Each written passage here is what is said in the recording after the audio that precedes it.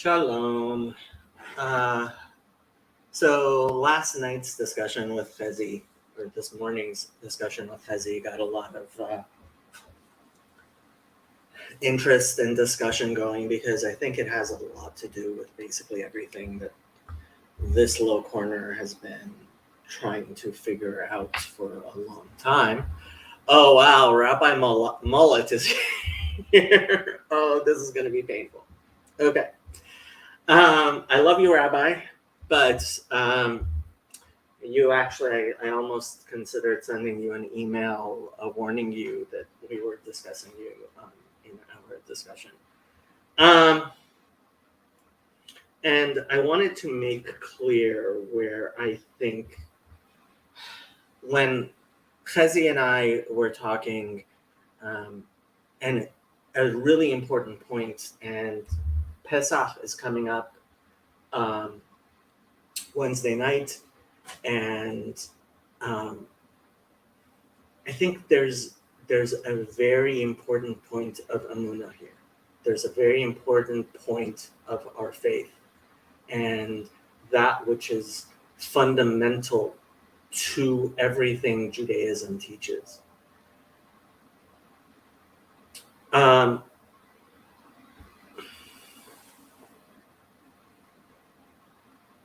So I'm serious when I say that somebody who says that in Genesis 1, when it says, I think it's Genesis 1, 2, it says, now the earth was formless and empty, darkness was over the face of the deep, and the Spirit of God was hovering over the waters. If you take that word mayim, if you take that word water, and you believe that it is this water that I have in this cup,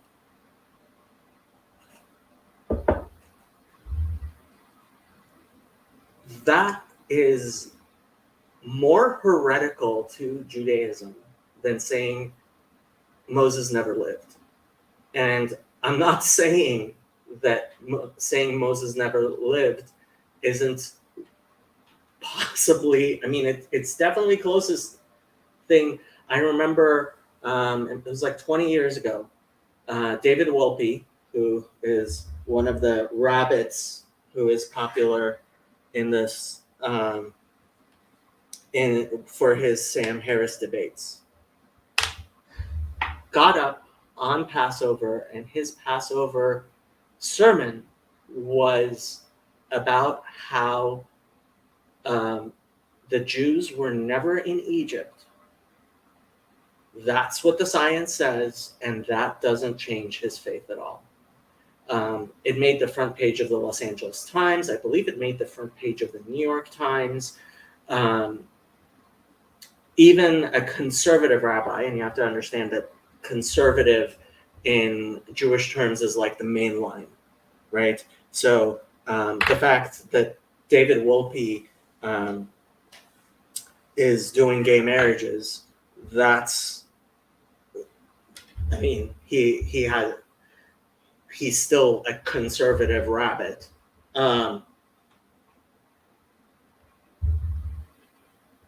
And honestly, the furor was absolutely deserved. I am still horrified that people go to that man's synagogue. Because, as one of my rabbis put it, if you're going to call yourself a rabbi, you have to sell the rabbi's wares. You have to, I mean, stop calling yourself a rabbi. Stop calling yourself a rabbi if you don't believe that the Jews were ever in Egypt.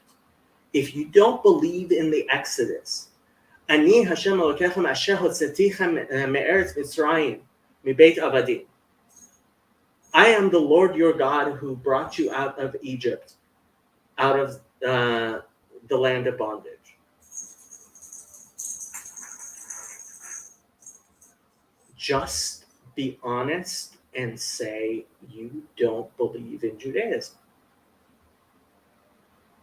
And stop going around claiming the Jewish heritage, because you deny it. You deny it.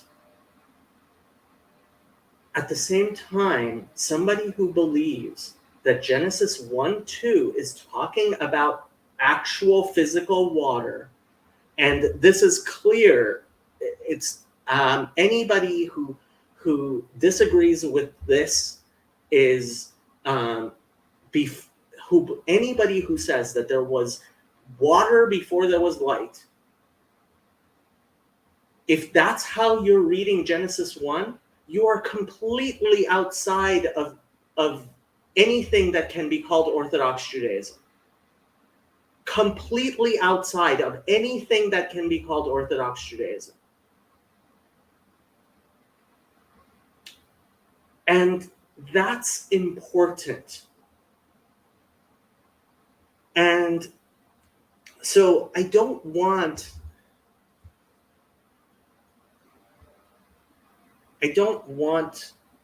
what Chezi was calling wink wink to turn into the wrong understanding, which is, okay, and Rabbi Mullet didn't like it the last time I said this, but it's not important to me if you believe that Moses, with his physical hands, wrote, the Lord spoke to Moses saying. I do believe it. I believe it out of faith, because the foundation of my faith is the fact that my father pointed to the Torah and taught me to say Torah Tziva Lanu Moshe Marsha Keilat Yaakov. That is the foundation of my Jewish faith. That is the beginning of my faith journey.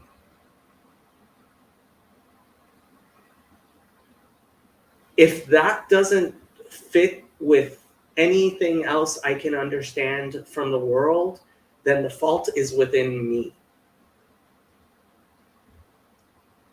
And so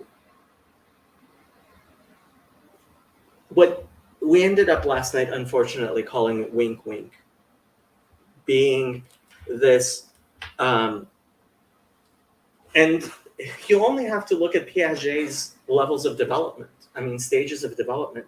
Look, little children cannot understand when a little child reads Merachefet al Hamayim, they're going to understand Merachefet al Hamayim, that it's water, and they're going to be wrong. And that doesn't mean that I change my Torah and start using a different word than mayim, than water.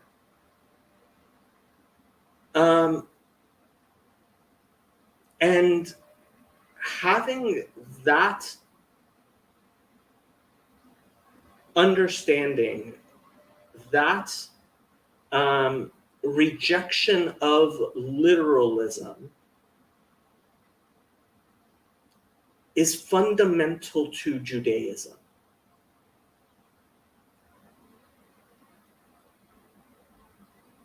So when I say that the world is 5,783 years, I'm not saying it wink, wink, but it's actually 14 billion years.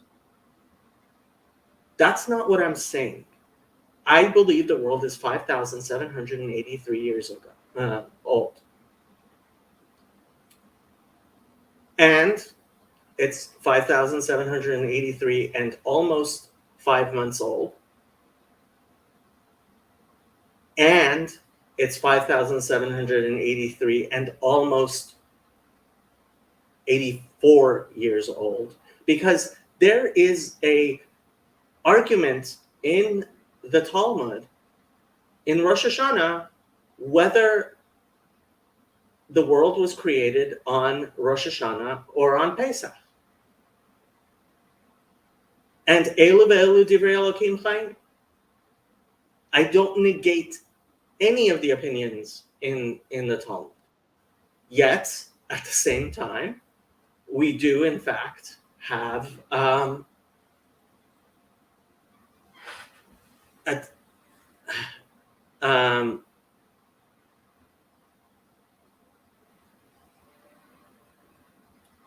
at the same time, we do, in fact, have halachas. My parents' ketubah says, Lebriat ha'olam, since the creation of the world. And if I, hopefully, God is merciful on me and I do get married, my ketubah is going to say 5,700 and how many years it will be, Lebriat ha'olam. And I'm not winking at people.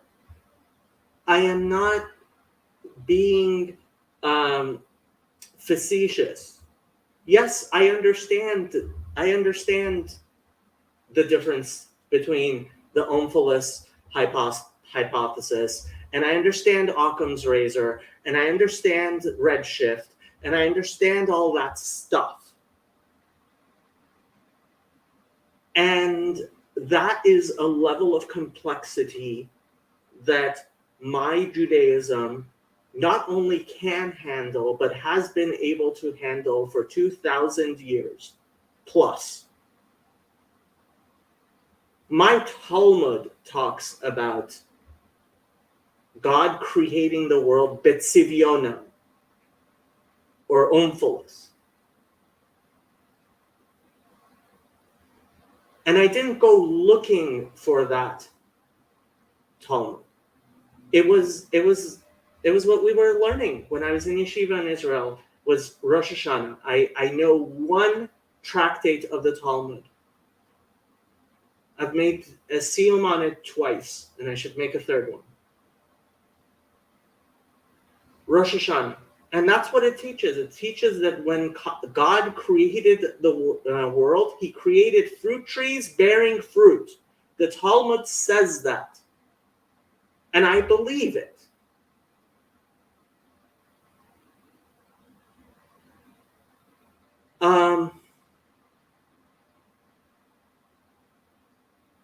And there is a level of literalism that, in response to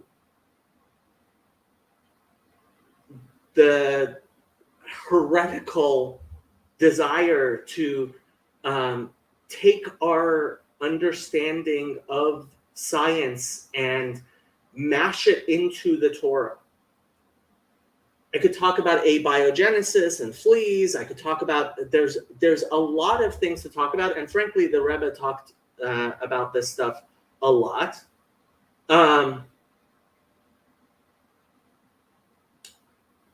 And it's not simple stuff. It's not something that every school teacher is going to be able to teach every 6-year-old.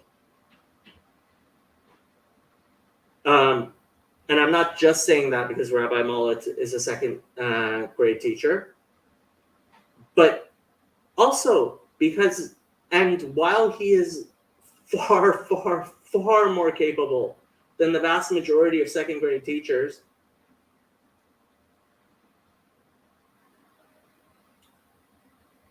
if you're teaching your children that they can rebel against what their second grade teacher taught them, there's a famous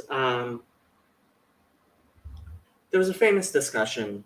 A particular rabbi who didn't like Chabad very much spoke about how, as a child, one of his teacher said a particular thing, and for years, this particular Rosh Yeshiva, and anybody who cares to know who that Rosh Yeshiva is, it's not very difficult to find out because he repeated this constantly for years at his very, very large yeshiva. He told this story about how he knew when he was 6 years old, when his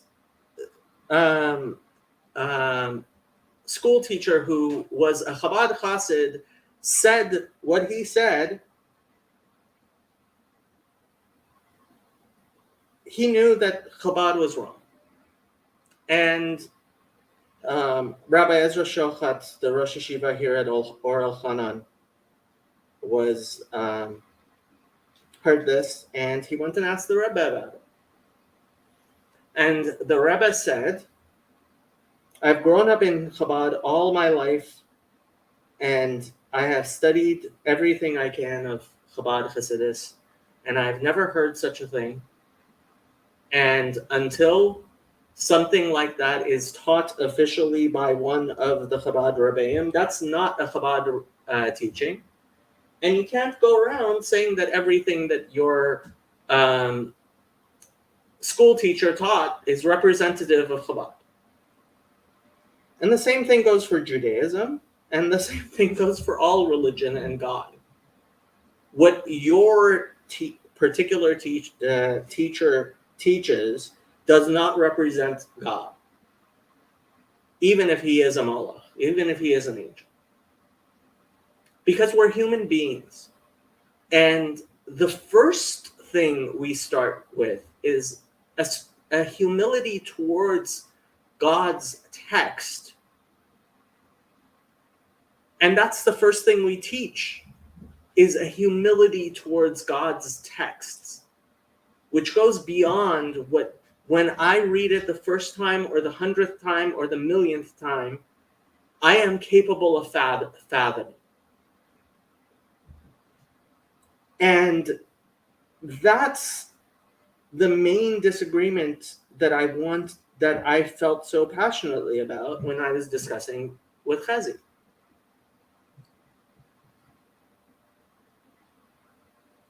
Because, so let's talk about the best problem that Chazi brings up, and he's right, it's a huge problem. The Torah allows a man to divorce his wife. It doesn't allow a woman to divorce her husband. And anybody who seriously knows about Orthodox Judaism knows that this is one of the biggest problems in Israel, in Orthodox communities, mostly in Israel, because people get Orthodox marriages through the chief rabbinate who aren't necessarily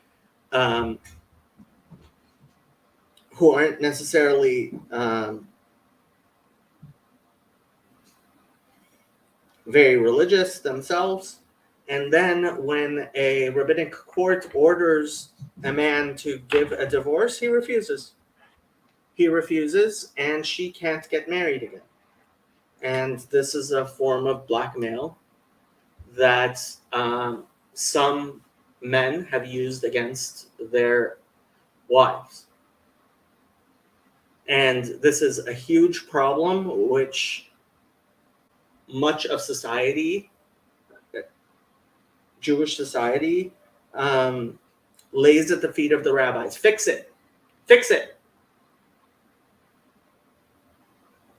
Now, Rabbi Breitowitz wrote a whole book on this issue. I read it. It's a very good book. I read it when I was in law school. It's actually written for an American legal audience, where he speaks about a prenuptial agreement, and there are many reasons why people oppose modification to the ketubah and any sort of additional prenuptial agreement. And he mentioned, if I remember correctly, it's been 20 years since I read this book. According to the Chida, it is possible to have Kiddushin al Tanai shemekabel alav horat beit din. That the marriage itself is on the condition that he accepts what rabbinic courts say, and if he refuses the order of a rabbinic court, the marriage is lamafreya, ab initio, from its very beginning, as if it never existed. It is completely annulled. And I'll go a bit further, and I'll say that I personally would be perfectly fine to say that the nusach of Kiddushin that we have, Hareat Mekudeshet Li Betabat Zu Kedat Moshe Israel,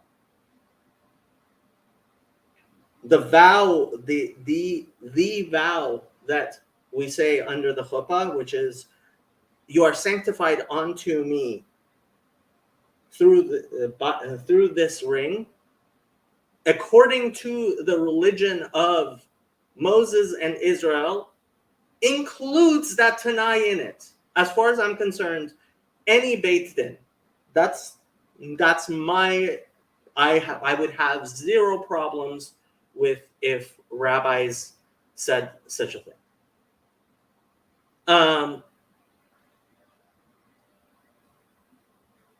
And I wish that the rabbis of our generation felt comfortable and had the shoulders to say such a thing if they wanted to.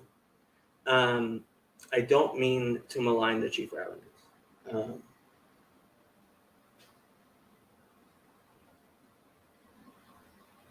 But what is not acceptable is to approach the Torah with the yeshut, with the desire for license that I think Chezi too lightly has.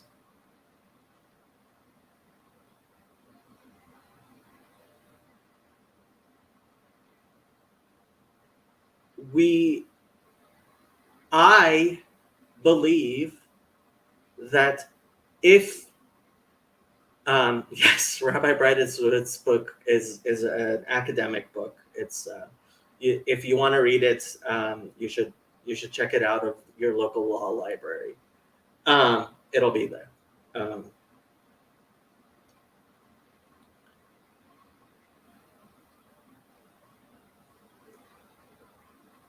We are Doresh the Torah. Doresh means to desire.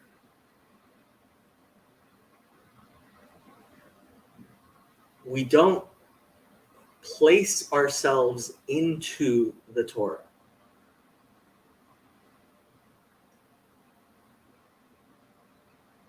We approach the Torah with a humility that isn't about what I want, but what God wants. And yeah, I don't know if I've been clear. If anybody wants to join, I have somebody backstage, but first I'm going to capture the comments. Ein hamikra yotze mida pshuto. I'm sorry, Rabbi, but anybody who says that there was water before, there was literal water before, and you can ask anybody. This is a mefurash Rashi. This is mefurash in the works of the Kabbalists and the Rebbeim. And no, there was no physical water like we have here before the creation of the light. That is plainly out of what is allowed. So what Christians mean by mainline is very similar to what we mean by conservative Judaism, or maybe even Masorti in Israel. Hamevin Yavin, that discussion was great. Yeah, I mean, start with Rashi. Your understanding of Peshuto, I have to say, Rabbi, I think it's a little bit too pashut. Okay. It is an interesting question, Jacob, but I hear it in the same place I read they are finding water on other planets we thought had no water. I hear it in the same place. I was glad when you shared your belief that God shows us all of the Torah before we were born. Why? So we recognize it when we see it. As far as physical water, before God said, "Let there be light," the Kabbalists are very, very clear that this is not an acceptable interpretation, and it's not just the Kabbalists. This is something that goes far beyond, and from Jewish terms, if you're going to say there was physical water before there was the light, then Chalila, you're saying that there were two creations of Adam. Adam Kadmon was a physical being, and that is clearly not allowed. I'm sorry, this is not. Jacob, are you saying I gave you milk, not solid food, for you were not ready for it? Indeed, you are still not ready. No, that is why I want to be perfectly clear that there is a very big difference between what Paul says in 1 Corinthians 9 and what I'm saying here. Paul says God doesn't care about animals. He says that. That is the interpretation Christians have had. And that is completely outside. That is hapsak yotzeh mipshuto. That is not acceptable. But at the same time, I think a hyper-literal understanding is similarly not acceptable. I have a piece on whether the world was created on Nisan or Tishrei.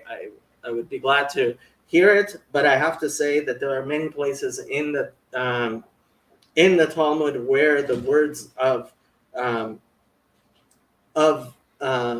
the rabbis, the sages, are soter one or go one against the other. Most famously, when discussing the ovens of Achnai, it clearly says that the tree jumped, if I remember correctly, 100 cubits, or some say 400 cubits. Elu ve'elu divrei Elokim chayim. Does that mean that the tree, that one of those sages was lying? And there's a reason why the Talmud has that there. And if you negate that reasoning of the Talmud there, if you negate Elu ve'elu divrei Elokim chayim, if you negate the fact that we do not believe that every word, chas v'shalom, to say every word of Torah is literal, chas v'shalom, to say that when it says yad mamish, how dare you say yad mamish? And if you read Rashi to say yad mamish the way that a particular heretic who was excommunicated has been saying, you are falling into the mistakes of modern orthodoxy, which unfortunately, in response to the mistakes of modern orthodoxy, too many people in the Haredi community have fallen into a very similar literalism, which I would say is just as bad, if not worse. Why are they saying the Jews weren't in Egypt? Whatever. Historians, according to certain people, they want to believe that the Exodus never happened. Some of what you guys were discussing reminded me of how Pajot interprets scripture. What the text says is more true than what can be weighed or measured.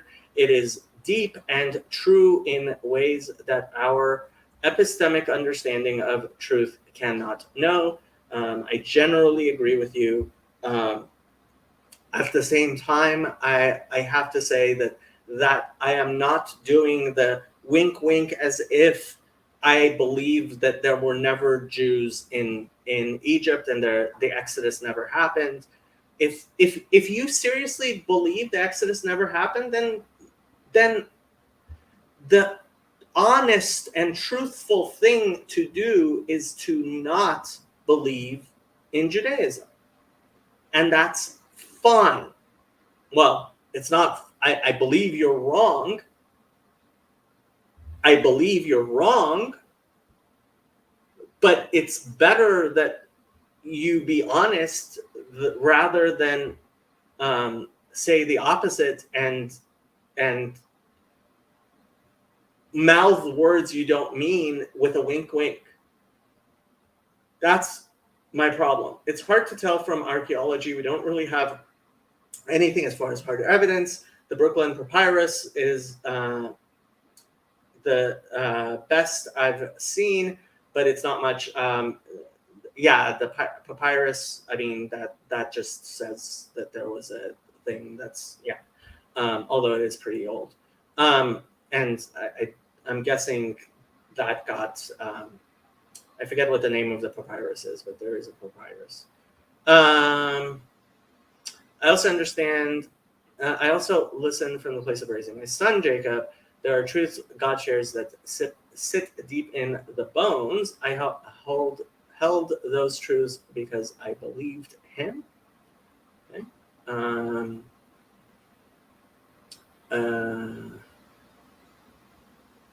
Just to be clear, I don't mean to malign the chief rabbinate flippantly, but there is a problem with so many people who are not religious getting religious marriages, because then they also end up with far worse than if they had never gotten married.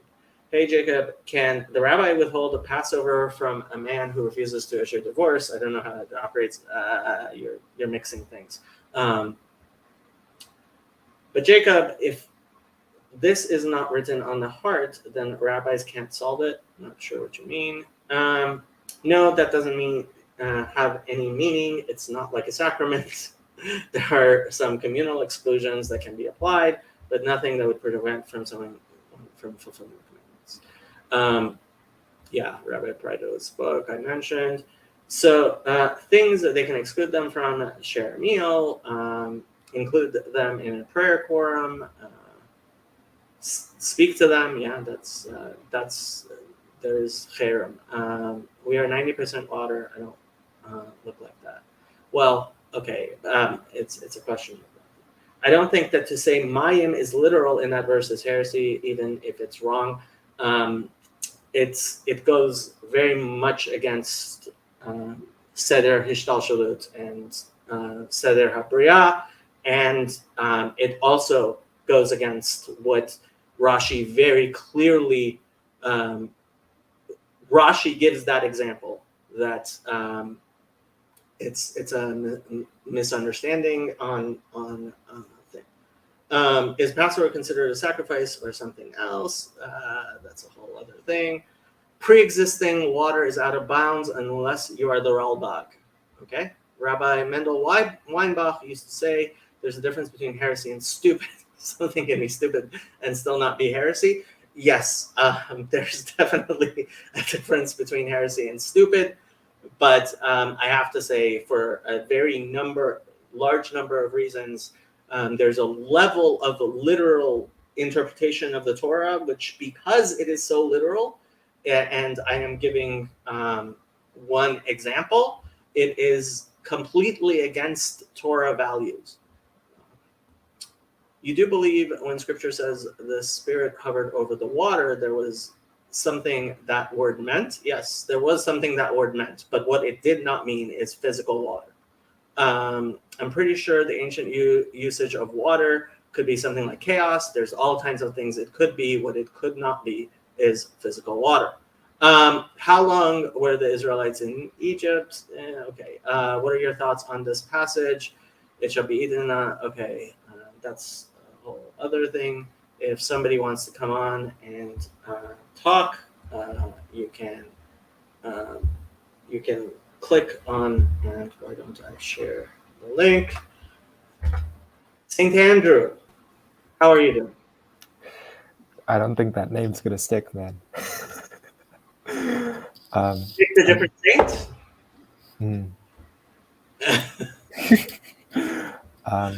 Good. Thanks for asking. How about you? Good. That's good. I think your conversation last night was really great. Partially because it was so spur of the moment, and you guys got very passionately involved with it, which is it was like being back in yeshiva. I loved it. Wonderful. Yeah, I listened to that yeshiva atmosphere or whatever, and that's awesome. That's awesome for studying, you know. Like, oh, you actually found a video? Or has he put it in the chat? Oh, he did. Yeah. Oh, okay. I'll have to go find out what he put in the chat, because yeah, I've tried finding just a video of like a Beit Midrash, just the sound. It's beautiful. It really is. Yeah. You said one thing here that wasn't said last time, which I think is really important. You said that the wink wink should not be like an opposition between, let's say, the literal and the physical worldviews. This is the problem I have. This is why I think that ultimately how Chezi understands when I say that I can understand that the Torah is not a science book. That does not mean that I believe the Torah doesn't orient me in my understanding of how to understand science. It very much does. I don't believe a God I don't believe of a God I can see through a microscope or telescope. I believe in a God who makes it possible for me to look through a microscope or telescope. And I don't believe it's possible to look through a microscope or telescope without the orientation that God, and I mean, this goes back to the whole question of the word God and what exactly it means, that Paul Vanderklay made a video on, and Jordan Peterson was talking about, and ultimately, yeah, the problem is that this modernist understanding, this literalist understanding of the word God is itself heretical and diminishes God in many ways. Yeah. Just to give an example to make your point clearer, it's like we don't want to explain the Bible and then look at the, I don't know, the scribes or whatever, the learned people, and go wink, wink, you know, here's the baseline explanation for all the idiots, and then you and I know that, like, oh, there's something else going on here, you know. We want the wink wink to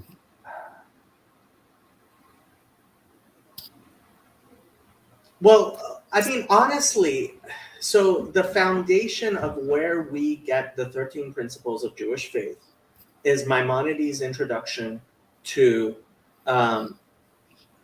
chapter 10 of the Mishnah of Sanhedrin, called Perichelik.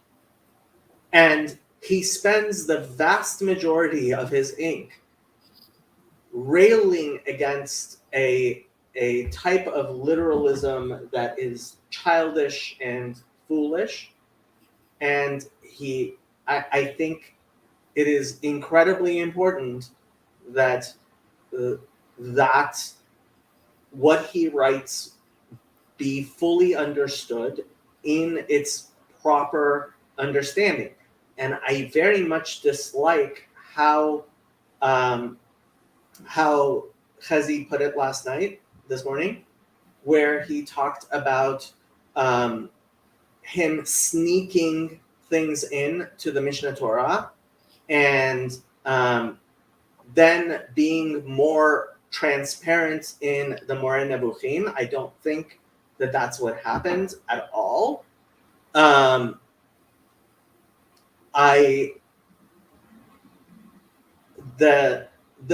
The introduction to the Mishnah was written before the Mishnah Torah. I'm pretty sure he was only like 24 when he wrote his commentary on the Mishnah, if I remember correctly. And the fact is that there are people who have a very literal understanding that is, in fact, childish and foolish and wrong. And it's the type of foolish understanding which forces them to say, because it says God, it talks about the hand of God and the foot of God, and the Bible talks about the hand of God. So am I being some sort of heretic for saying God does not have a literal hand? And in fact, like, Christians will bring that up to me and they're like, see, Jesus has a hand. That's what it's talking about. And it's like, nope, that's not what it's talking about. You're just plain wrong. Garth says, I once heard in a lecture about an 18th century Lutheran theologian that a mystical reading of the Bible does not take away any potential literal truth that could be there. It simply adds to it. I agree.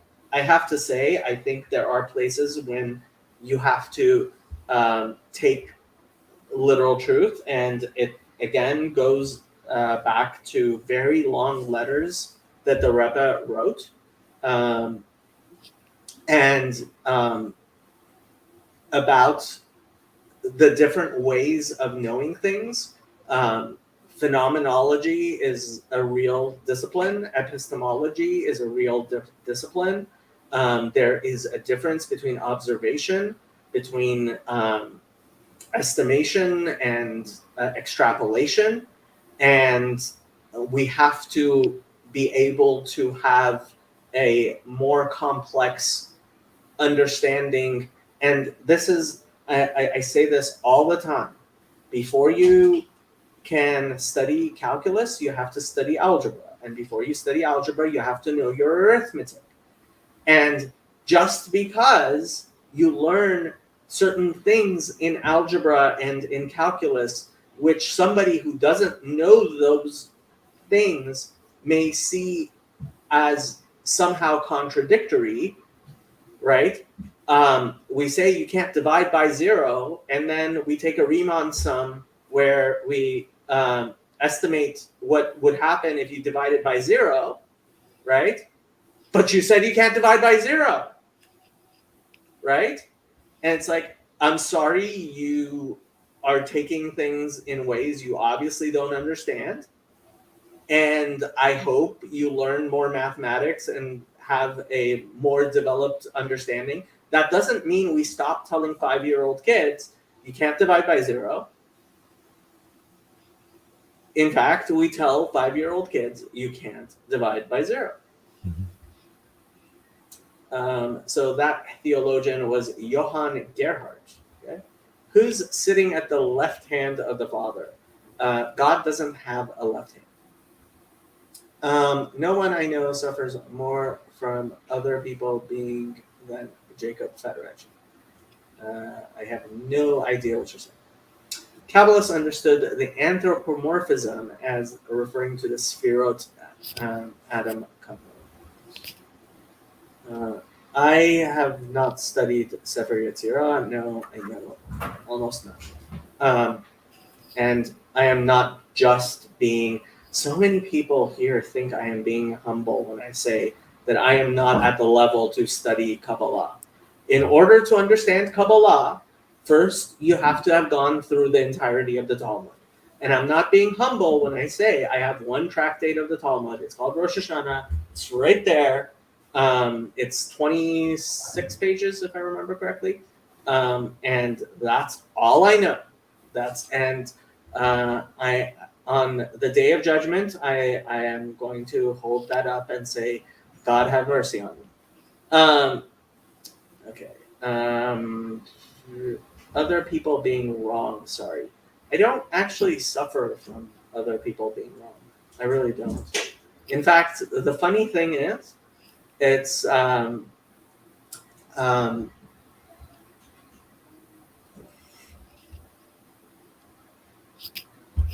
yeah, that's the funny thing. I think it's the people who suffer from people disagreeing who have the hardest time having these conversations, because it's personal to them that somebody else believes something else, and it's not personal to me that somebody believes something else, unless it's about what I believe, who I am, and stuff like that.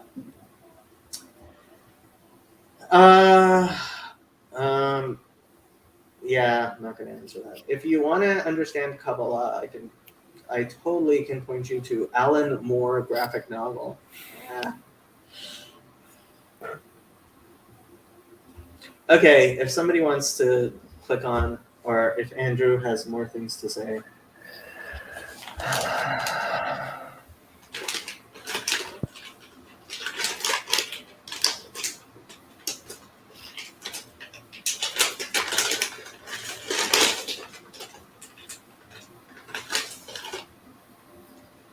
I think it's important that we've conceptualized it as a wink, because a wink points towards non-propositional knowing.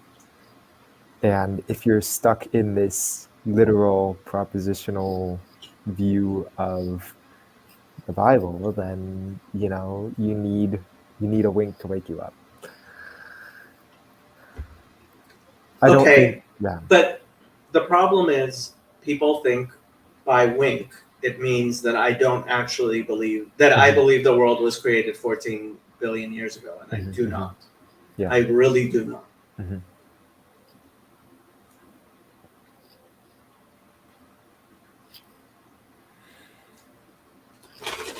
I am not negating the fact you can't divide by zero by taking the Riemann sum of the tangent as it approaches zero. I'm just not.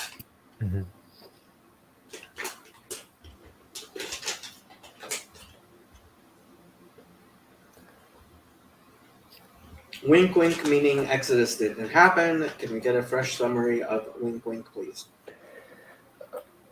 I think the phylacteries example is the best. Okay. Yeah. Rabbi Mullet might not like this, but let's go over it. Okay. So, traditional Jews, and I'm not going to say somebody who disagrees with this is necessarily some sort of heretic. Traditional Jews believe that the Torah was known by Abraham, Isaac, and Jacob, and that Abraham and Isaac and Jacob kept the Torah. Now, one of the mitzvot in the Torah is phylacteries. And inside the phylactery, it says, Shema Israel, Hashem Elokeinu, Hashem Echad. Hear, O Israel, the Lord our God, the Lord is one. And it continues to talk about the Exodus from Egypt. And, well, since the fathers were before the Exodus from Egypt and Abraham and Isaac were before Israel was called Israel, then how can you say that they wore phylacteries exactly like mine? And there are people who will start arguing that, oh, with prophecy and da da da da da, and it's like, and I forget where exactly. It may be. Hello, Sandy. It may be from the Midrash. I forget where exactly it says that the fathers, when they dug wells, they were in practice putting on phylacteries. And when it comes down to it, I think that if you believe that Abraham wore actual phylacteries, you are that are just like mine, then you are engaging in a sort of literalism that is precisely what Maimonides is talking about in his introduction to Perek Chelek. I mean, we could pull that up if people want. But hello, Sandy. How are you doing? I'm well, thanks. It's good. I should be sleeping, but it's not happening, so I came on here.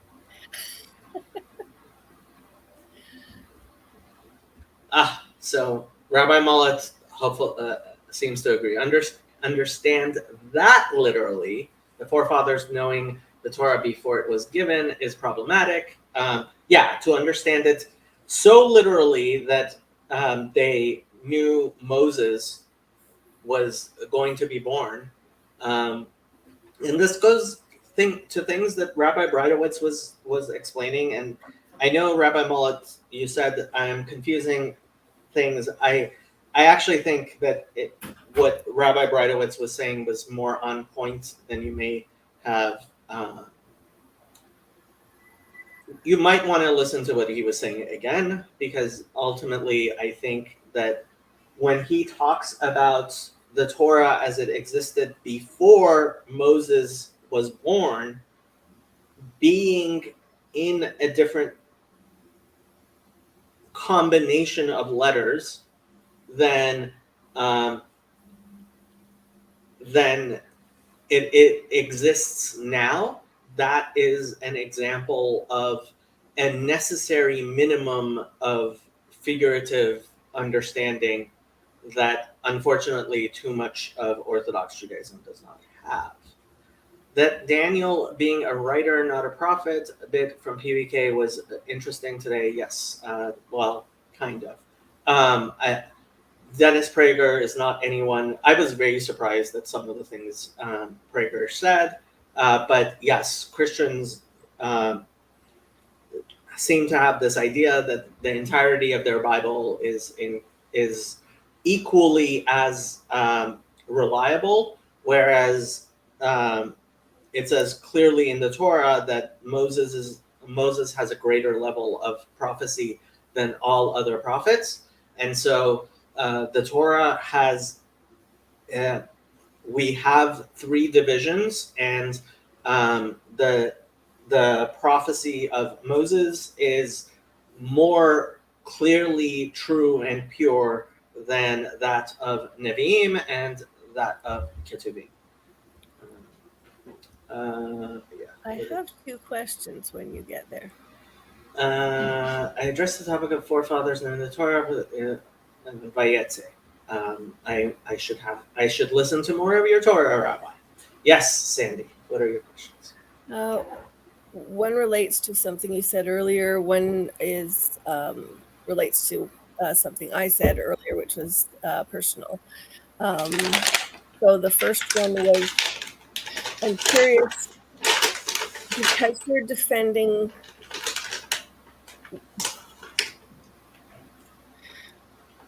I obviously do not know anything. So I'm asking from that place.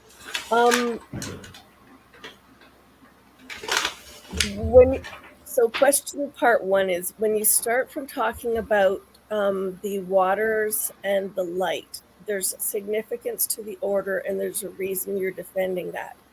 And my second part or my second question relates to what I was saying about how I lived out some of the places I'm listening in relation to raising my son Jacob, where I waited 30 years for language investment to show any evidence of purpose. Because even the deaf people were saying to me, "Why are you wasting your time?" Those are so I'm curious, what is you're speaking to, and does it actually relate to the second part of my question as well as the first?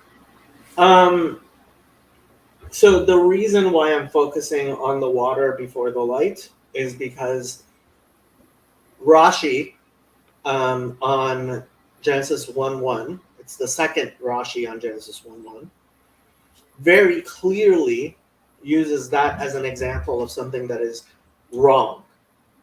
And Rashi's commentary usually consists of very brief, terse statements, and he spends a long time very passionately denouncing people who understand the order of creation literally. So it's simply based on because on the one hand, when I was listening yesterday, it sounded like, and it may just simply be because John, my ex-husband, also is somebody who gets equally emphatic about 6 days of creation and the number of years the earth has been around. And so I'm used to hearing a lot of negatives, but I'm asking because Rashi is speaking so strongly to that point that he spends extra time on it.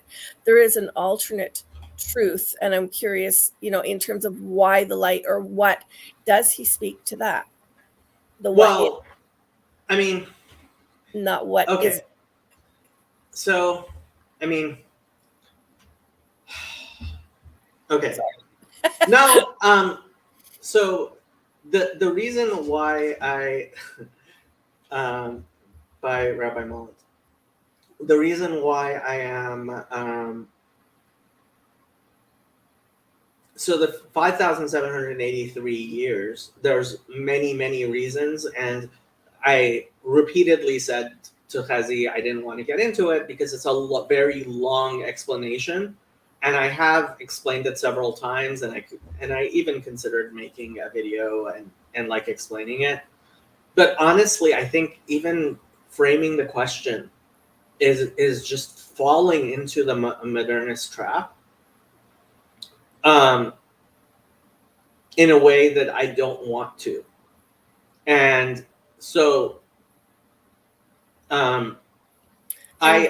that's where I ask about time in relation to my son, because there were moments during he's 36 now, there's moments during those 36 years that were and felt significant, but I have no explanation for why. Just that they are. Mm-hmm. So I was just curious if this is one of those kind of things, or if there was in that, and you were saying it takes a long time to explain it. I'm not sure. I understand your question. I brought it up the first time I met you. I think I spoke with you, and you were, I was talking about when I had him and things that I believed before he was born, even, and there's literally, I poured language into him in English and ASL for a significant number of years. I am now seeing evidence of the value of the time.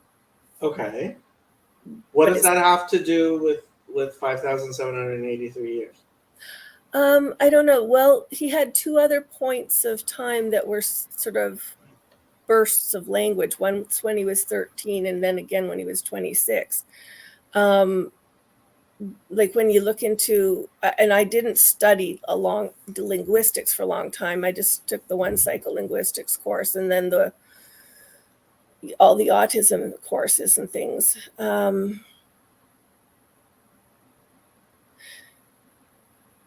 I don't see the connections in. That's fine. Andrew, yeah, you want to explain it? I think she's asking if the description in Genesis, you can't describe the explanation of it. Like, it's meaningful in a sense that you get that there's meaning behind it, but you can't explain it at the time of it. Oh, yeah. I mean, okay. So, yeah, and I mean, I almost redid some of my presentations that I've done in my post-Platonic videos. Yeah, I mean, there is an aspect in which I could just, I don't know away. And this was part of what Chazi was disliking, because he was saying, okay, if you're going to do that, then there's no point in any conversation, right? And it's like, no. There is definitely a point in discussing the age of the earth from a scientific point of view, and from a theological point of view, and from a halachic Jewish law point of view, right? Because, for example, the Sabbath is on the seventh day. And if there's no connection between the Sabbath that we keep as a memorial of the 7 days and the 7 days, that's a problem. And I think when I listen to that, both from a faith perspective, where I've heard things, and also from experience, it's the very fact that it frustrates people that those things are not completely identical and easily explainable, because you can say, A, B, C, this is this. Well, okay. I mean, if you understand general relativity, you understand that time is relative to speed and place, right? So, first question is, how fast was God going? Right? I mean, if you are seriously going to try to reduce it to something that's scientific, well, what's your relative frame for those 7 days? Like,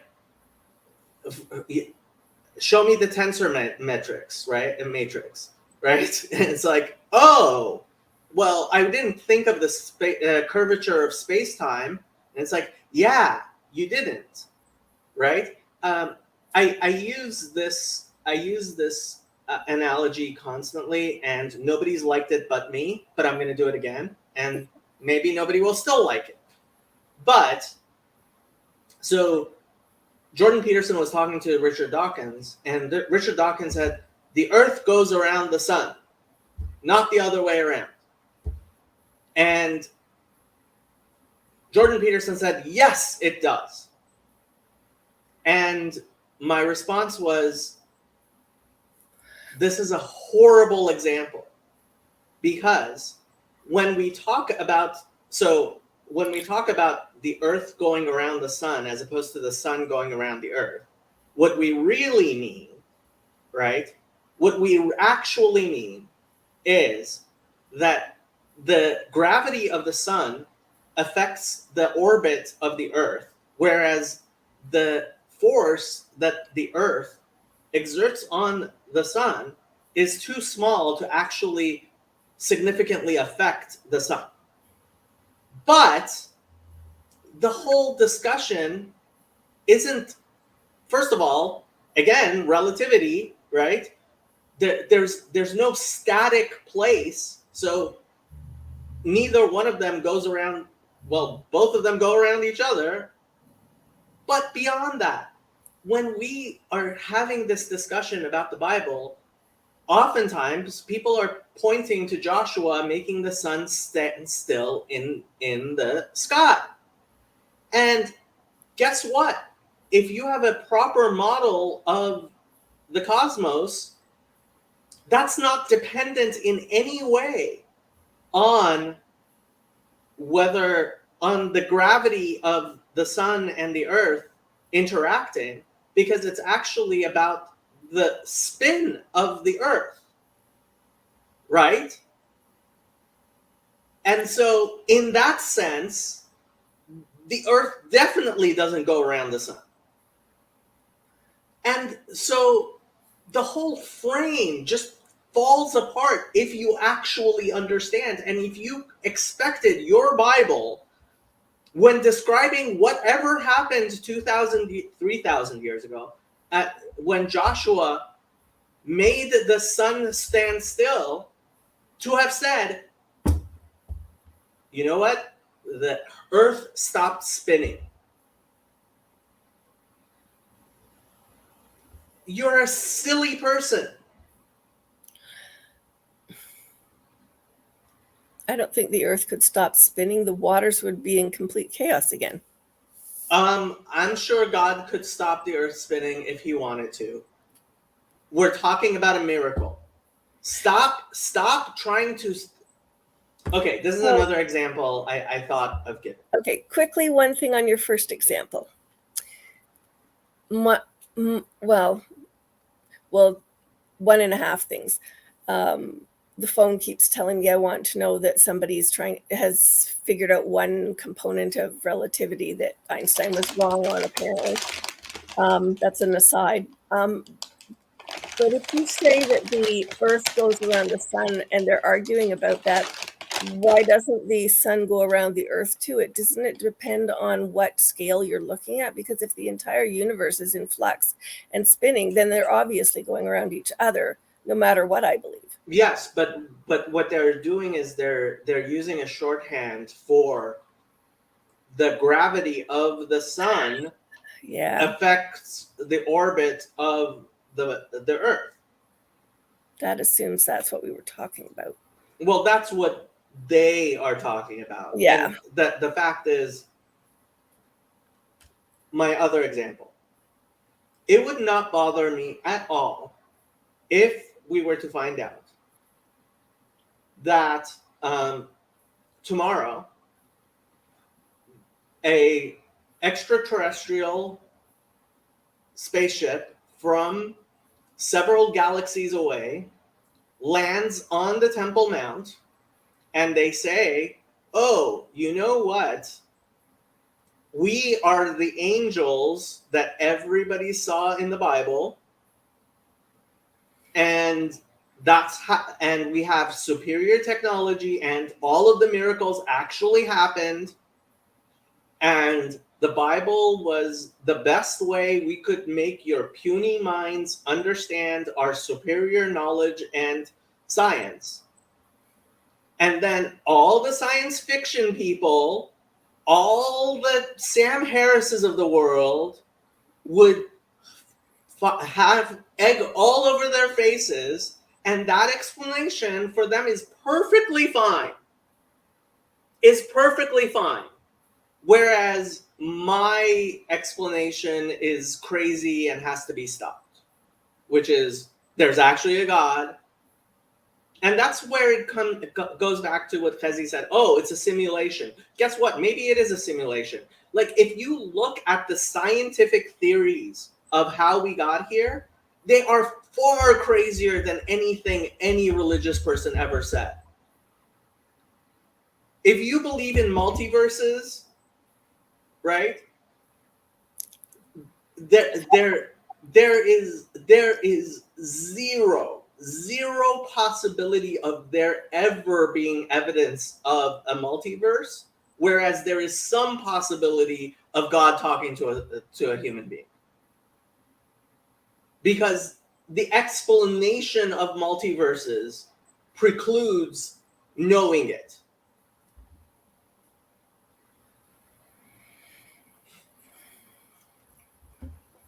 The Earth going around the sun is also reflective of the model. It's not just shorthand.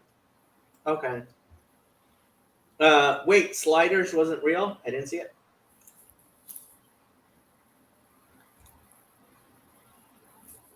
Don't you have homework to be doing, Andrew? It's the first day. There's no homework. Oh. Yep. I Yep. thought That's there your was double excuse. homework.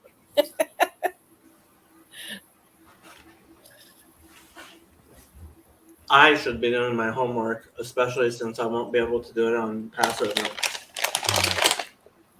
No What is- Bible study on Wednesday, by the way. Okay, and what is your current homework? I haven't looked it up yet. That's okay. It's you got Monday. a day and a half to do it. Mm. Yeah. I feel like a terrible person. I've done nothing towards any of the kind of work you have to do to prepare for the coming weekend. What do you mean? Well, Oh, cleaning for Passover and stuff? I haven't even cleaned my house, let alone had to, divest myself of yeast and wheat and things like that. I'm not going to say a word. Thank And you. you can read into my silence whatever you like, because it'll be better than what the truth is. Yeah.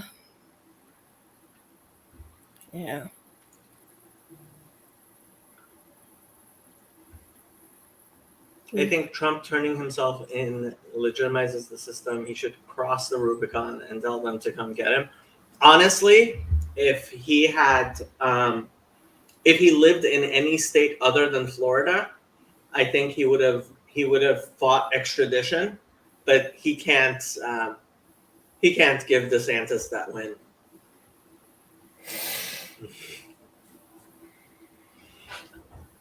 He should have fought extradition, but I think the main reason he didn't fight extradition is because of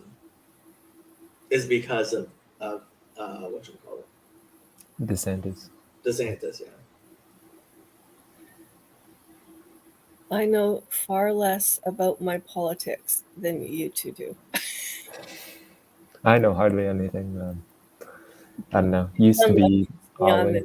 So in the United States, most criminal law is state law, and these charges against Trump are state charges. And Wow, really? yes, and they're absolutely ridiculous state charges.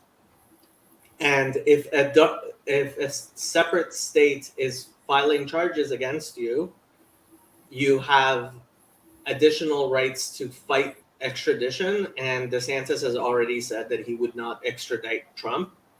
So what he could have done is refused to come and had the extradition be fought, and in fact probably gotten the whole thing quashed, because the charges are absolutely preposterous, ridiculous, and stupid.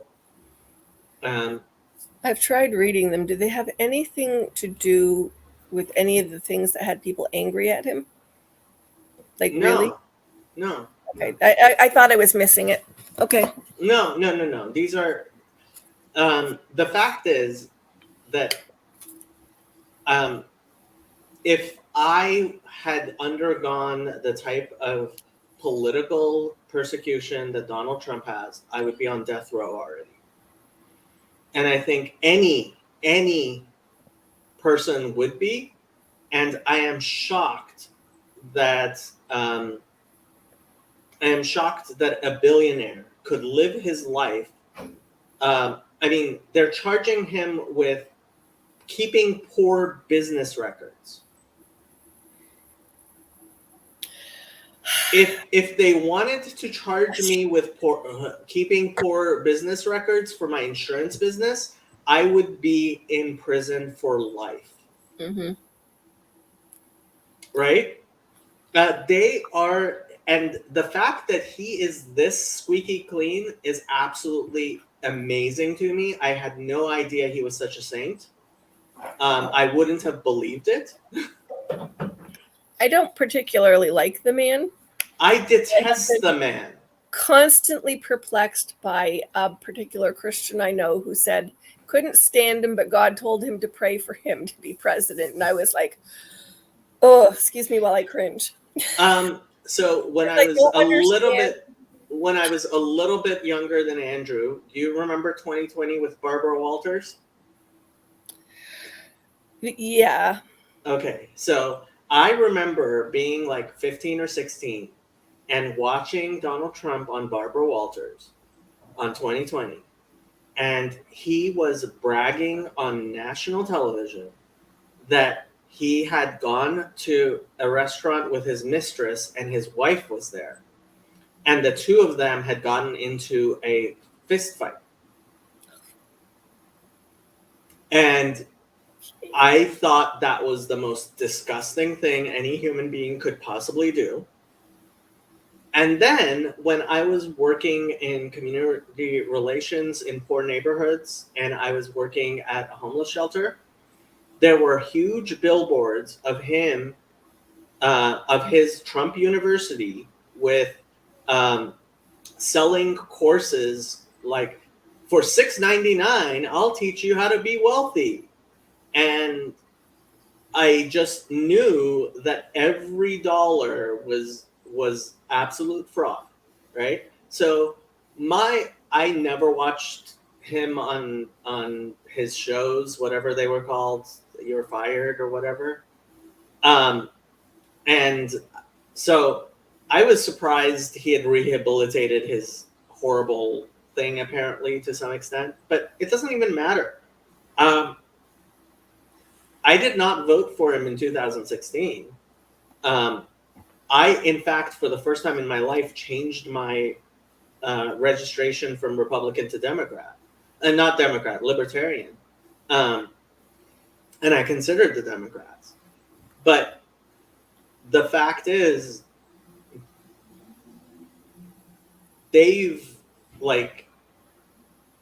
I'm at the point where it's like, yep, I think we're going to have to, the only way forward is to support Trump enthusiastically. Wow, because? Because what is going on is such a travesty.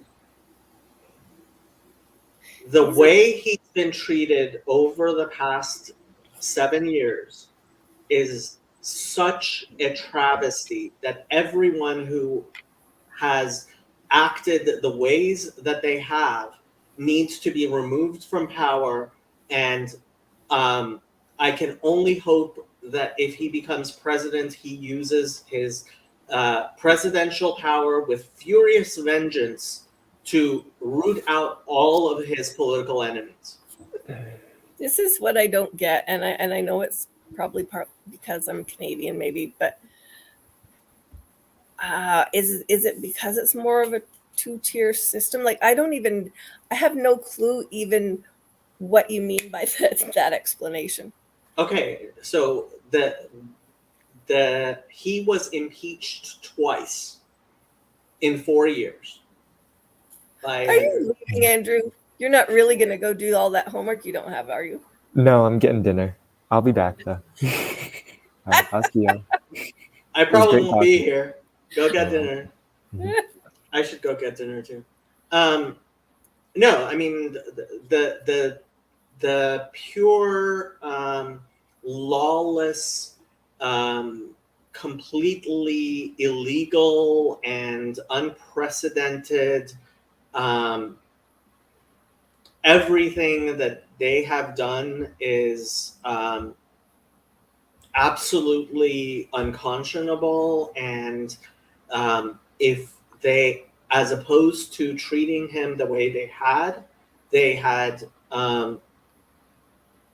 They had treated him within the law, within our norms of actual behavior, then they would not have allowed him to expose them for what they are, which is corrupt crooks. Who is they?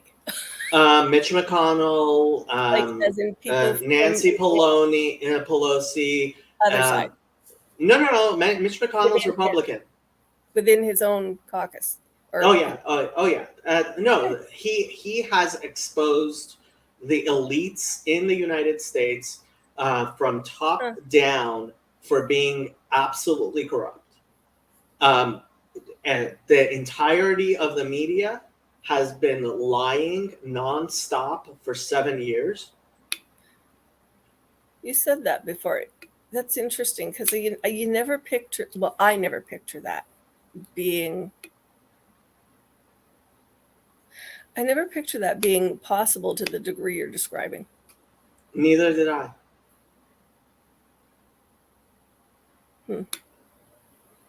I mean, what Dennis Prager said about him starting to believe in demons and Satan in ways he never did before is absolutely true. I've always, the level of evil possession that is required for people to have done the types of things that they did over the past 7 years is shocking. Yeah. See, that I've believed since I was a child.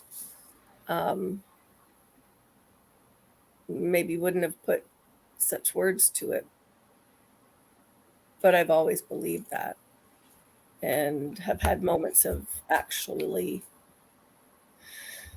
yeah. Do you think the Wile E. Coyote Democrats will catch a roadrunner this time?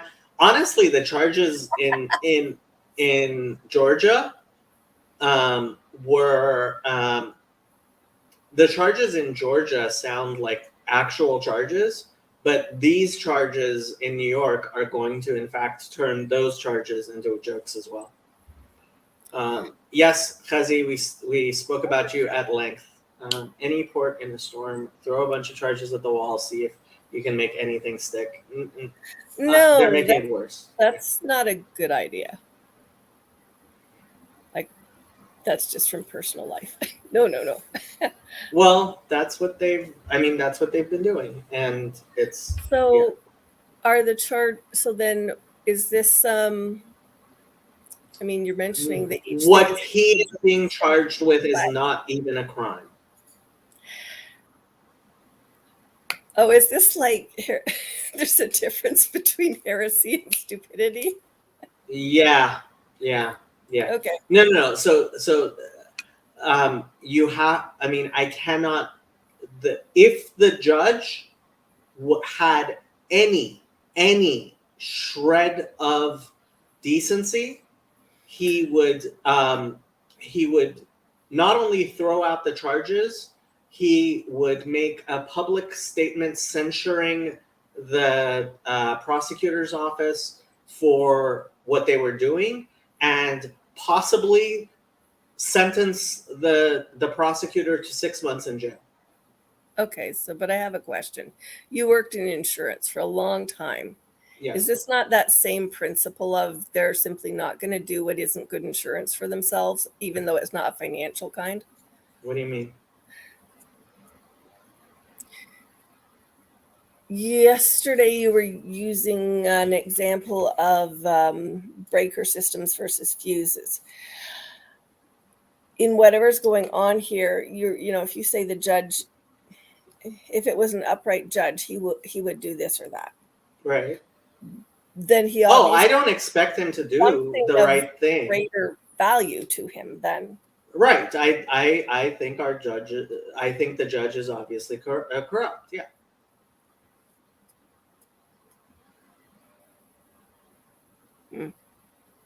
Yeah. I mean, and frankly, I think there was a time when we had judges, and frankly, the judiciary has acted better mostly than the rest of our society has. But what Trump has done is expose the utter corruptness of our system, and it is absolutely unfortunate that so many people can't see it.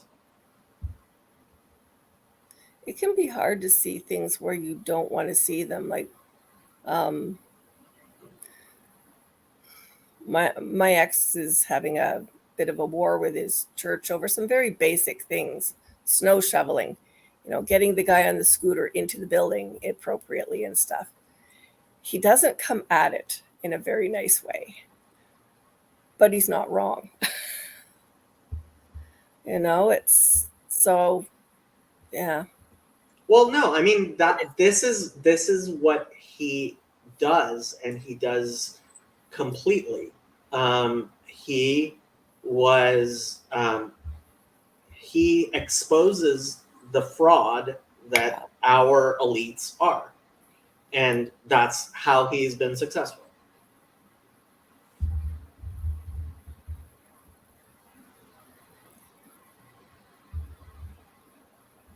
It's sad. There's a lot of on this side of the border. I think one of the current things people are fighting the local premier on is stepping beyond agreed upon lines around some of the greenbelt lands and things, which also technically belong to the Indigenous peoples because they were. I don't know too much about what's going on in Canada. No. I do know that what happened at the trucker protest was shocking. Yes. There was a lot of discussion here about whether it was in part related to, in the sense of motivate, oh, look what they can do in the States. They kind of crashed the Capitol literally. And therefore there was people that felt they had maybe that right to protest in that manner here. But there was a lot of stuff all over they took over the whole downtown. I felt so bad for the people that were actually stuck there in living and not having silence for several days. And I'm like, but I think that's the nature of any kind of uprising. You've got people that are there for simply for a reason of an honest protest. And then there are people that are there simply because, I don't know, maybe they want to be seen on TV or something. I don't know. It's what shocked you? Was it the government response or the people's, like, what happened? Or No. The government response. No, 100% the government. I figured with you it would be the government response. Yeah, no. I instinctively go, oh my goodness, the poor residents of the area. I mean, a little bit, yes, the poor residents of the area, but I mean, they live at the capital, and Ottawa seemingly only exists to be a government center like Sacramento. To a degree. My aunt and uncle lived there. Grew up when they, for a long time. When I was a kid, they were there. But yeah, but not right at the Capitol building. Sacramento is mostly. I felt bad for the people who were stuck in their homes more than the Ottawa patrician politicos. Yes, that's what I meant. Enter Levy, stage left.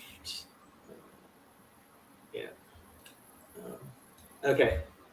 Unless there are people who want to jump in, I am going to probably call it a night.